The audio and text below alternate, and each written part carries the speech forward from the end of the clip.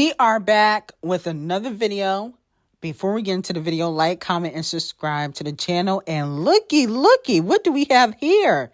It seems as though Botch and Bitter has befriended Icespxce and had invited Icespxce to her Super Bowl after party. She threw a Super Bowl after party in New Orleans. And my whole thing is, why is Cardi B throwing a Super Bowl after party? She's not a football player. Her husband or boyfriend is not on the Eagles or the Chiefs, even though she's dating, I think, Stephon Bottom Diggs. So I didn't really understand why she was able to throw an after party for that, but maybe she got paid or, it was a sponsorship from Whip Shots. But the point of the matter is fans are pointing out how Icespxce was at her party. As we know, they previously had issues, been throwing shots back and forth. Also, Cardi punked Icespxce last year when she made her post that photo, looking like a fan. And so a lot of fans are speculating that maybe this year they could finally work together. She was supposed to be on the Munch remix. Now, I was told that Icespxce wouldn't mind working with Cardi B, especially now that her relationship with Nicki Minaj is pretty much over. Okay, that's what I was told. That she is open to working with, women in hip hop that she might have had issues with.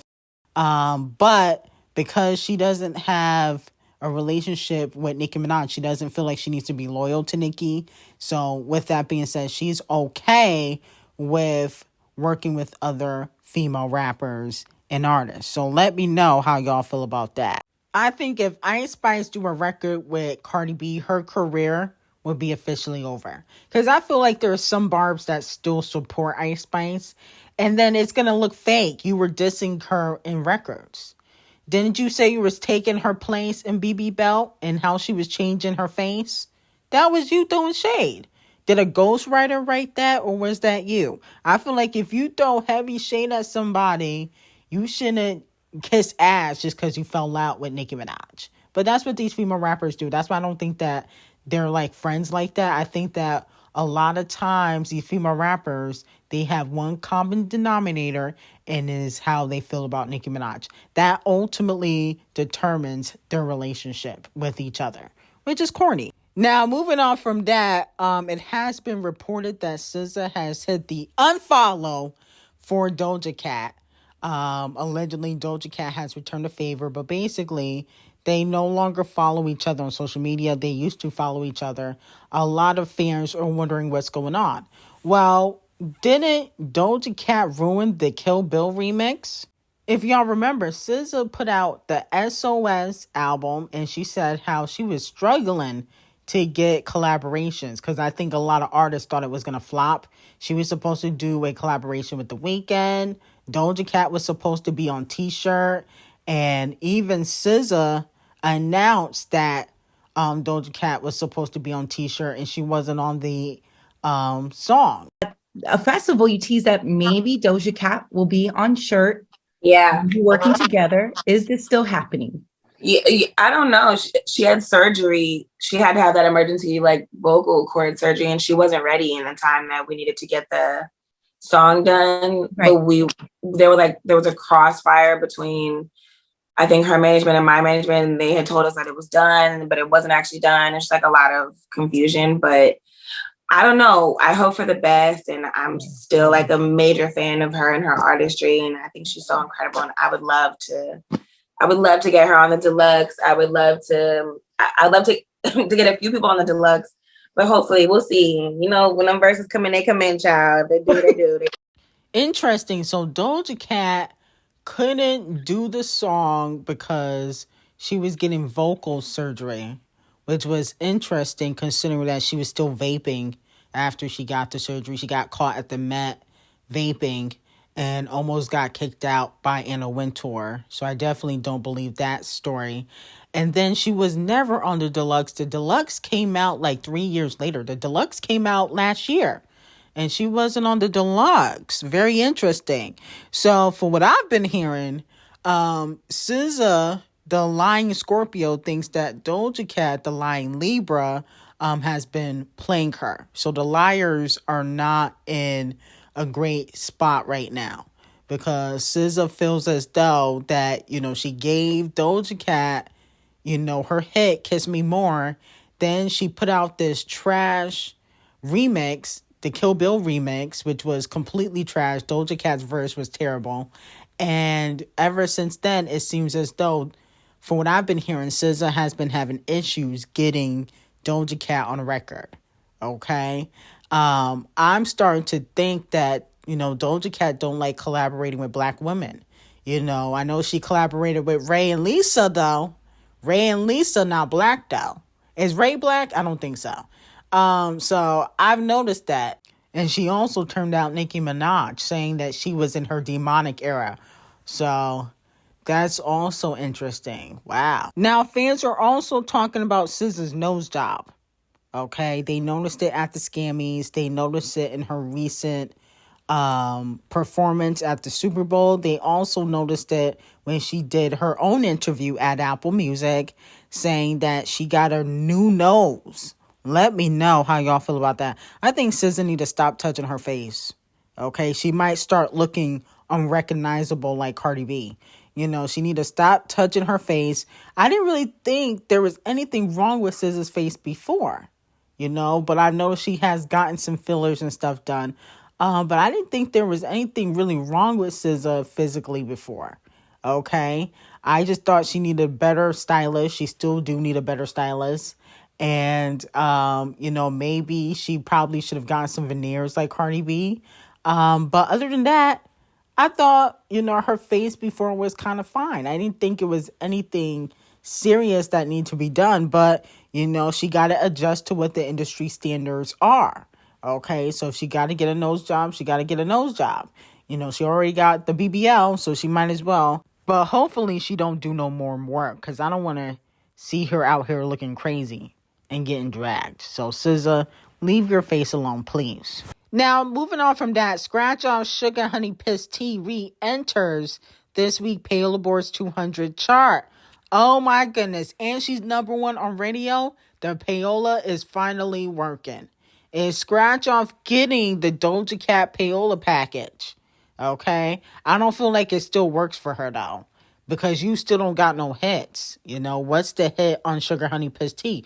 Brokey could have been a hit if she had a high budget music video, and some more radio play when the song actually came out, not, 5 months later. But other than that, I don't really feel like there's really any hits on this record, because she put out that remix, Blixum, with Playboy Cardi, that flopped too. So, yeah, I think she should hang it up. No shade. Now, SZA posted this interesting message, okay, on her Instagram. She said, if Beyonce spent time in the comments defending her right to sing country or any other music, she would have never became Beyonce. As Toni Morrison said, the very serious function of racism is distraction. It keeps you from doing your work. It keeps you explaining over and over again your reason for being. After the Country Music Awards, Queen Bee didn't spend her time online in the comments. She got to work. Now she has made history as the first Black person to win Country Album of the Year. Never forget, when excellence steps into the room, mediocrity gets paranoid. Focus and keep going, okay? And, SZA speaking facts, okay? Now, I don't think she wrote this. I think she found this on social media somewhere and then, just reposted it. But it's very much true, okay? That's one thing I like about Queen Bee, is that she is not on social media. She just lets her work speak for itself, okay? Because people are going to talk regardless. There's no point in throwing shade on social media or, replying back to fans like Cardi B, because at the end of the day, people are going to talk no matter what. And that's why I love Queen Bee and Kendrick Lamar, because they just let the work speak for itself. And that's why they both have longevity in the game. So D0JA and Gaga were spotted together at the Super Bowl. A lot of fans feel like we about to get a D0JA and Gaga collab. I'm here for it. I am here for it. Imagine the choreography. Imagine the visual. It's going to be sickening. Oh my goodness. When does the collaboration come out? This is what they should have done. Okay? Instead of D0JA collaborating with Katy Flop Perry, no shade, she should have done a collaboration with Gaga, because Katy, her music is trash. Okay? There's nothing that can save Katy. But this is what we really need. This is great.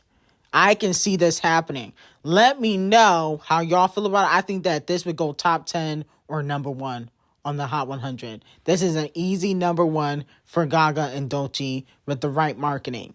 Okay, TDE got to get to work. We need that Gaga and D0JA collaboration. Now, what is Travis talking about? He said he wants to form a band called Karukabin or whatever this is. And he says he wants a verse from the Chart Obsessed Racist and Sabrina. Oh my goodness. Donkey of the day to Travis.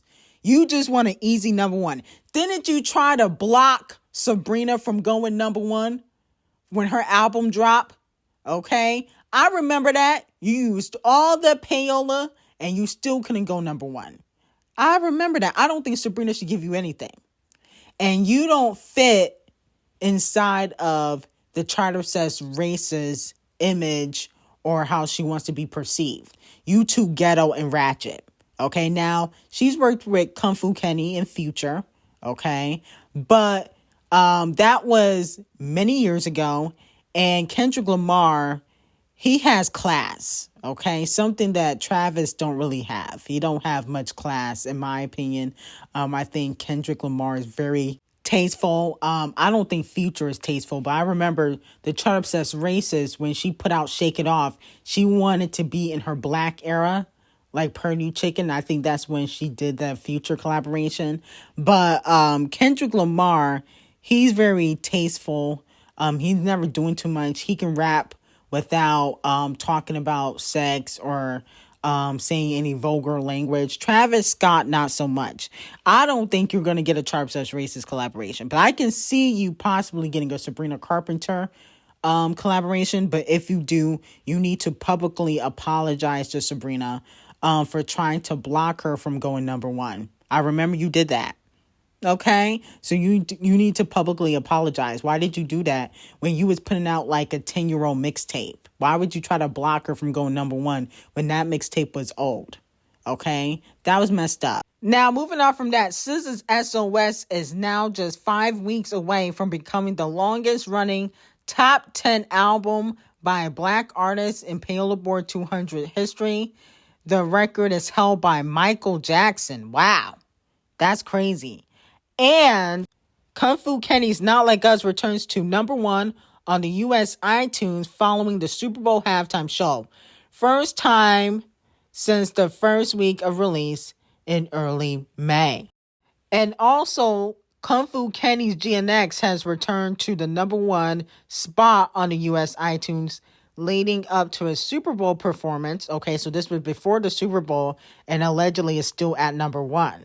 Okay, so that's probably why he performed a lot of songs on GNX, because he's really pushing for that album that is under his label to be really successful.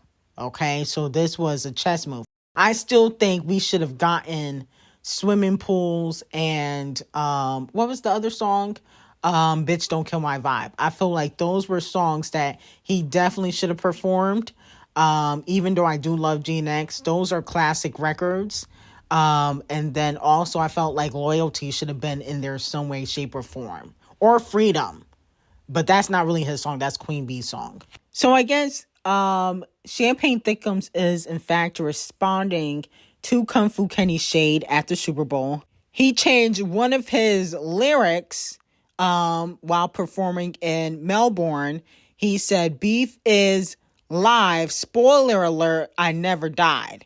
And the old lyric, or the lyric he had changed, was "Beef is live, spoiler alert, this nigga dies." I survive, beef is live, spoiler alert, I never here's the thing from Champagne Thickums. I feel like he honestly could have came back from this, okay? Especially since Champagne Thickums used to have somewhat a bigger fan base than Kung Fu Kenny, okay? But the problem is now that he got so bent out of shape about Not Like Us being successful that he went against Lucian, which is a no-go. You know, even Nikki didn't do that, you know, when she was beefing with Remy Ma, and, you know, when the situation with Cardi B happened, when she got the shoe thrown at her and Titanic was fudging her numbers, you know, she never went against Lucian. That is a no-go to go up against these big labels.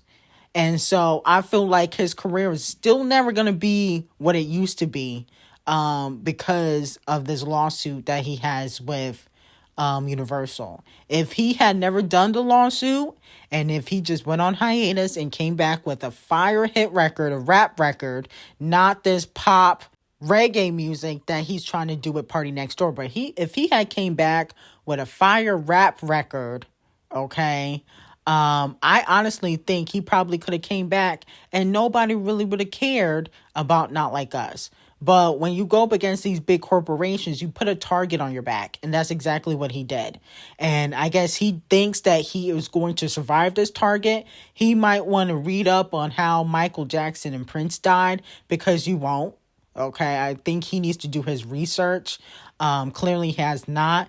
And you can tell that he's still bothered because there's videos of his team watching the Super Bowl, and you know they're going to report back to him. So at the end of the day, I think it was a mistake about how he went about things after the beef. And that's ultimately was killing his career. Now, looky, here are the receipts. The Super Bowl grossed 126 million views for the game, 131.2 million for the halftime. Wow. That's more than what Riri did. Ain't she a pop star? That never dropped music. But ain't she a pop star? And then on top of that, that's more than what Usher, Queen Bee, you know, and a lot of other artists have done for the halftime show. They haven't never done 131.2 million views. So we got to give Kendrick his credit because, you know, shockingly, I thought the viewership was going to be lower. I didn't think people were going to tune in because I saw a lot of fans saying that they were boycotting, but we knew that was a lie, okay? They were fans and they wanted to see Kung Fu Kenny perform, okay? So all the hate is really love. And here's the thing. I think he did a good job. He's one of the best rap performers in the game. He's not hopping around with a bulletproof vest, running around acting like he's Tupac with holes in his shirt, like Champagne Thickums. He's actually putting on an actual performance. His mic is on, no backtrack, vocals only. So Kung Fu Kenny deserves his 10s. Now, Stephen A. Smith will be receiving Donkey of the Day for coming at Serena Williams. This crooked hairline having ass nigga decide to come for the queen? Absolutely, positively not. Stephen A. Coon Smith said he would divorce Serena Williams for her halftime Super Bowl show appearance, saying that basically she might be stuck on Champagne Thickums, and said it would be grounds for divorce if he was married to a woman and she was throwing shade at an ex on national television. And here's my thing, okay? Champagne Thickums has thrown shade at Serena in several records and at her husband. She is rightfully getting her lick back. That's one. He has thrown shade by saying, oh, Serena, your husband is a groupie in her loss. I mean, why does he get to diss Serena, Megan, and Rihanna, and they don't get to clap back or throw shade? That makes no sense with your crooked ass hairline, Stephen A. Sit your coon ass down. And second of all, I'm sure she discussed it with her husband and he was clearly fine with it. Okay? Are you slow? Do you think that he just randomly found out about it? No, he was fine with it because at the end of the day, Champagne Thickums is jealous of married couples or couples that have been staying together. Notice when Champagne Thickums is dissing somebody, he always got to talk about the women that they are dating or married to. He did it with Kung Fu Kenny, with Whitney, Pusha T, with his wife Virginia. Okay, he did it with Kim and Kanye. Okay, he does this all the time. He did it with Serena and her husband. Anytime when he beefing with somebody, he always got to talk about the person that they're dating. He did it with ASAP and Reem. And I believe that he's jealous that he don't have a significant other because he's too much of a whore. Okay? So, with that being said, Stephen A. Coon-ass Smith with the crooked hairline needs to sit the fuck down and receive Donkey of the Day. Next time you come after Serena, you're getting Donkey of the Century. Nigga, shut up. But anyway, I got some hot tea on Patreon. Link will be in the description. Have a great day.